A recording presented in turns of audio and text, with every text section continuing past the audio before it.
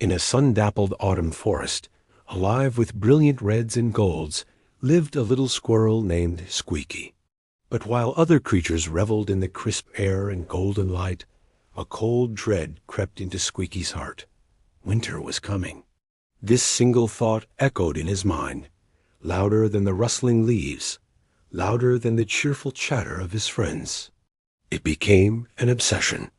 Squeaky began to gather nuts. At first, it was a normal, seasonal task. A few acorns here, a couple of walnuts there. But soon, his fear outgrew his little stomach. He started working from the first light of dawn until the last ray of twilight faded. He scurried, he dug, he climbed, his paws a constant blur of motion. His friends, a playful fox and a wise old owl, would call out, "Squeaky, come play. The leaves are perfect for jumping in." But Squeaky, his eyes wide with worry, would just shake his head and mutter, "No time, no time. Winter is coming." His hoard grew from a small pile to a mound, and then into a mountain that towered over his tiny burrow. It was a monument to his anxiety, built from thousands of nuts he'd likely never eat. He was so focused on the future, on surviving the cold that hadn't even arrived, that he didn't see the world around him. He missed the breathtaking sunsets that painted the sky in fiery colors.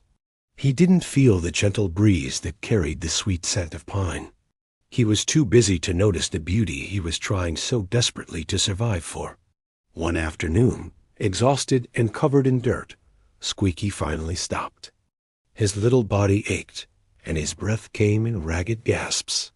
He leaned against his mountain of nuts and looked up. Just then, a single final leaf detached from a high branch.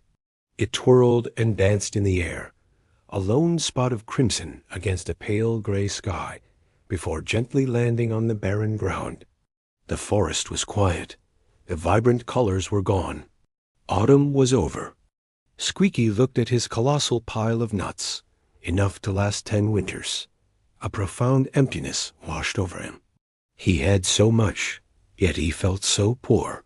In his frantic rush to prepare for tomorrow, he had completely missed the joy of today. He sat alone, a tiny figure in a silent, colorless world, realizing that sometimes the greatest loss isn't what we don't have, but the precious moments we forget to live.